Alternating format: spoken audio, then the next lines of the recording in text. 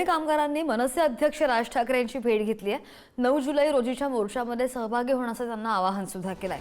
घरांच्या मागण्यांसह इतर मागण्यांसाठी सुद्धा गिरणी कामगार मोर्चा काढणार आहेत आणि राज ठाकरे गिरणी कामगारांच्या मोर्चामध्ये सहभागी होणार असल्याची माहिती सुद्धा आहे।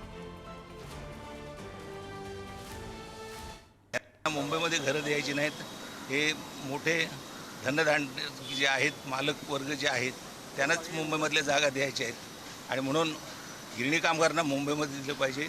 मोठ्या प्रमाणात मराठी माणसं गिरणीमध्ये आहेत आणि त्यांनी आपलं आयुष्य घालवलं आहे, या मुंबईचं वैभव वाढवलं आहे। त्यांच्याबद्दल जरा देखील सहानुभूती किंवा जाणीव या सरकारला नाही आहे। त्याच्यामुळं सरकारने गांभीर्याने याचा विचार करावा पाहिजे।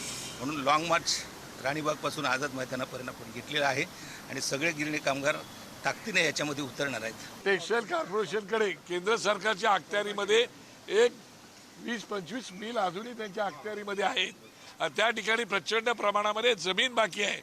जर जमीन बाकी असेल तर ती कोणाला देण्यासाठी ठेवलेली आहे, कोणाच्या खशात घालायची ती जमीन? त्या जमिनीवरती आमच्या लोकांना घरं बांधून द्या।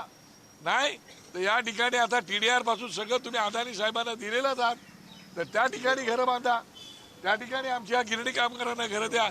अरे आमचे पोलीस रात्रीचा दिवस करून आमची सेवा करतात, कधी ईद बघत नाहीत, कधी गणपती बघत नाहीत, नवरात्र बघत नाहीत, सतत काही ना काही चालू असतो। त्या पोलिसांना पण मुंबईच्या बाहेर घरं, पण द्या ना इथे त्यांना घरं।